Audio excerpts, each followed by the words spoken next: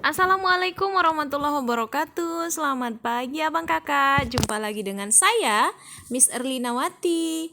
Baiklah abang kakak, hari ini kita masih membahas tema 5 tentang ekosistem. Subtema yang ketiga, ini adalah subtema terakhir di tema 5 ya nak, tentang keseimbangan ekosistem. Untuk mengawali pembelajaran kita, mari sama-sama kita berdoa. Bismillahirrahmanirrahim. Raditu billahi rabba wa bil islami dina wa bi muhammadin nabiyya wa rasula. Rabbi zidni ilma warzuqni fahma wa amalan mutakabbalan. Amin. Semoga abang kakak hari ini bisa memahami dan bisa mempelajari materi kita hari ini dengan baik dan benar ya nak. Oke, check it out. Abang kakak, adapun tujuan pembelajaran kita hari ini ada 4 abang kakak. Yang pertama, kita akan mengenal bagaimana perubahan dalam jaring-jaring makanan. Kedua, kita akan mengenal bagaimana persatuan masyarakat Bali yang sangat kuat. Yang ketiga, kita akan mengenal wawasan Nusantara. Dan yang keempat, kita akan mempelajari pengaruh kegiatan manusia terhadap keseimbangan ekosistem. Nah, kita masuk ke tujuan pembelajaran yang pertama ya nak, yaitu perubahan dalam jaring-jaring makanan. Nah, minggu lalu kita sudah belajar tentang rantai makanan, di mana ada hubungan makan dan dimakan di dalam suatu ekosistem. Sekarang kita akan melihat jaring-jaring makanan. Nah, alam senantiasa berubah. Setiap makhluk hidup di alam juga akan berubah. Perubahan pada satu bagian dari sebuah jaring-jaring makanan akan mengubah bagian yang lain. Rantai makanan sebagai bagian jaring-jaring makanan pada sebuah ekosistem tidak akan terputus selama semua bagian dari rantai tersebut tetap berperan. Jika salah satu rantai makanan terganggu, jaring-jaring makanan pun akan terganggu. Perubahan-perubahan yang bersifat alami dan menjadi bagian dari daur kehidupan di dalam ekosistem tidak akan memberikan gangguan yang berarti. Hal itu disebabkan perubahan-perubahan tersebut berlangsung lambat. Perubahan yang tiba-tiba bahkan yang memberikan dampak kerusakan cukup besar abang kakak akan mengganggu jaring-jaring makanan seperti bencana alam, pencemaran lingkungan, kebakaran, atau bahkan pemanasan global. Biasanya akan mengakibatkan terganggunya jaring-jaring makanan. Oke, itu dia ya. Nah, yang kedua, masyarakat Bali yang bersatu. Nah, banyak bangsa mengagumi kehidupan masyarakat Indonesia yang sangat beragam, tetapi dapat hidup berdampingan dengan damai. Banyaknya pulau mencerminkan juga banyaknya kehidupan sosial dan budaya yang ada. Setiap suku yang hidup di suatu daerah mempunyai kehidupan sosial dan budaya yang khas dan unik. Belum lagi banyaknya bahasa yang digunakan oleh masyarakat tersebut. Akan tetapi ternyata perbedaan itu justru menjadi kekuatan dan kekayaan bangsa Indonesia. Nah, perbedaan tersebut justru mempererat masyarakat untuk tetap berada dalam naungan Negara Kesatuan Republik Indonesia. Nah, abang kakak, ternyata persatuan masyarakat Bali itu sangat kokoh ya nak. Jadi meskipun mereka berbeda-beda, tapi tetap memiliki satu kesatuan yang utuh dan kuat, sehingga membuat Bali itu sebagai tempat atau salah satu wisata yang sangat dicintai dan sering dikunjungi oleh masyarakat di luar dari Bali. Oke. Salah satu masyarakat yang terbuka adalah masyarakat Bali. Pada sekitar abad ke-16, Bali diperintah oleh Raja Dalem Waturenggong, yaitu kepemimpinannya sekitar 1480 sampai 1550.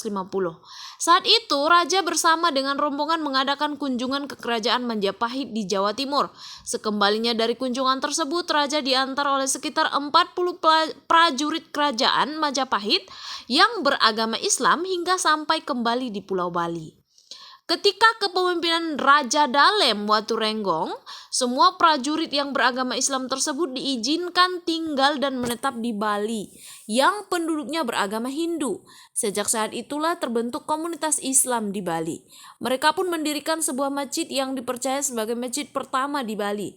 Masjid itu diberi nama Masjid Gel-Gel. Nah, Abang kakak, ternyata masyarakat Bali itu memiliki toleransi dan silaturahmi yang sangat tinggi ya nak. Buktinya seorang raja dalam ini yang jelas beragama Hindu, dia bisa menerima prajurit kerajaan Majapahit yang beragama Islam menetap dan tinggal di Bali, dan bahkan mengizinkan untuk membangun sebuah tempat ibadah untuk agama Islam. Nah, itu adalah bukti bahwasanya masyarakat Bali memiliki jiwa toleransi dan menerima keberagaman agama yang dianut oleh masing-masing warga negara Indonesia. Nah, patut ditiru ya Bang Kakak. Nah, jangan lupa poin pertama yang harus kamu catat adalah pada poin ini, yaitu masyarakat Bali dalam mencerminkan kesatuan dan persatuan bangsa. Oke? Nah, kita lanjut wawasan Nusantara. Nah, wawasan Nusantara atau disingkat dengan Wasantara merupakan wawasan nasional yang bersumber pada Pancasila dan berdasarkan UUD 1945. Wawasan Nusantara adalah cara pandang dan sikap bangsa Indonesia mengenai diri dan lingkungannya dengan mengutamakan persatuan dan kesatuan bangsa serta kesatuan wilayah dalam menyelenggarakan kehidupan masyarakat, berbangsa dan bernegara untuk mencapai tujuan nasional. Wawasan Nusantara ini dapat menumbuhkan dan mempererat rasa kesatuan, persatuan dan senasib sepenanggungan kepada seluruh rakyat Indonesia. Dalam pelaksanaannya, wawasan Nusantara ini mengutamakan kesatuan wilayah dan menghargai kebinekaan atau keberagaman untuk mencapai tujuan nasional. Jadi wawasan Nusantara ini Abang Kakak adalah wawasan nasional atau pengetahuan secara nasional yang didasarkan kepada Pancasila dan Undang-Undang Dasar. Seperti ada di Medan, kemudian Manado, Sorong, Makassar, Ambon, Jogja, Balikpapan, Bandung, kemudian apa lagi? Palembang dan lain-lain. Nah, itu dia ya. Nah, kita akan melihat yang terakhir, tujuan pembelajaran kita mengenai pengaruh kegiatan manusia terhadap keseimbangan ekosistem. Abang Kakak, ternyata tidak hanya lingkungan yang berperan merubah atau mempengaruhi ekosistem. Ternyata kegiatan atau aktivitas manusia juga bisa merubah keseimbangan ekosistem. Ada dua faktor yang menyebabkan perubahan keseimbangan di dalam ekosistem. Pertama, faktor alami, kedua, faktor manusia. Kalau faktor alami, kita akan lihat faktor alami yang menyebabkan perubahan keseimbangan lingkungan adalah peristiwa alam. Peristiwa alam ada yang menimbulkan bencana seperti bencana alam, di mana bencana alam seperti letusan Gunung Merapi, banjir, tanah longsor, kebakaran hutan, badai, tsunami yang dapat mengakibatkan terputusnya rantai makanan. Nah, akibat terputusnya rantai makanan maka akan mempengaruhi jaring-jaring makanan. Bencana alam tersebut terjadi secara alami dan tidak disebabkan oleh manusia. Jadi berasal dari kekuasaan Allah Subhanahu wa taala ya, Nak. Nah, itu faktor alami yang mempengaruhi perubahan keseimbangan ekosistem. Yang kedua, faktor manusia. Nah, kalau ini jelas ya, seperti ulah manusia terhadap ekosistem itu sendiri, seperti penebangan hutan, pembakaran hutan secara sengaja, kemudian membuang sampah sembarangan, perburuan hewan liar, dan lain-lain, sehingga menyebabkan terganggunya keseimbangan ekosistem. Oke, sangat jelas sekali ya, ada faktor alami dan buatan.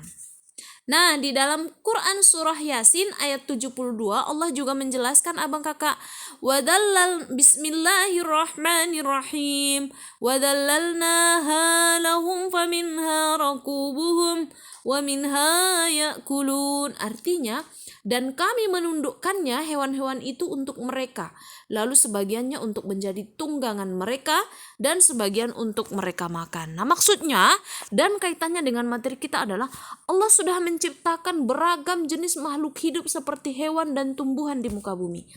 Nah, Allah memerintahkan kita untuk menjaganya supaya kita bisa menjadikan hewan itu sebagai alat transportasi kita, atau alat tunggangan kita, atau hewan-hewan sebagai peliharaan kita, dan ada sebagian yang memang diperbolehkan untuk menjadi makanan kita. Jadi kalau misalnya kita mengganggu ekosistem hewan, apakah mereka bisa hidup dengan aman? Tentu tidak, maka ekosistem mereka akan terganggu sehingga mengakibatkan rantai makanan dan jaring-jaring makanan di dalam suatu ekosistem itu terputus. Nah, apabila ekosistem itu rantai makanan dan jaringnya sudah terputus, maka yang terjadi adalah kemusnahan dan kehabisan dari hewan-hewan tersebut. Itu hubungan dari ayat ini ya nak. Jadi marilah kita jaga sama-sama apapun jenis makhluk hidup yang ada di muka bumi ini. Kalau Allah sudah menjelaskan bahwasanya Allah ciptakan makhluk hidup di muka bumi itu ada manfaatnya untuk kita. Oke? Thanks for watching my video. Terima kasih banyak abang kakak. Itulah materi kita hari ini. Jangan lupa poin yang dicatat ya nak, yaitu tentang bagaimana aplikasi masyarakat Bali terhadap persatuan dan kesatuan serta tenggang rasa terhadap masyarakat-masyarakat atau orang-orang yang datang ke Bali tersebut. Jangan lupa dicatat poin itu ya. Oke, pesan Miss, tetap laksanakan sholat 5 waktu. Jangan lupa aplikasikan 5S ya abang kakak. Senyum, sapa, salam, sopan, dan santun meskipun kita belajar dari rumah. Dan jangan lupa tetap semangat dan jangan lupa bersyukur. Oke, terima kasih banyak. Miss tutup. Jangan lupa sholat 5 waktu jangan ditinggalkan. Oke? Baik. Terima kasih banyak. Assalamualaikum warahmatullahi wabarakatuh.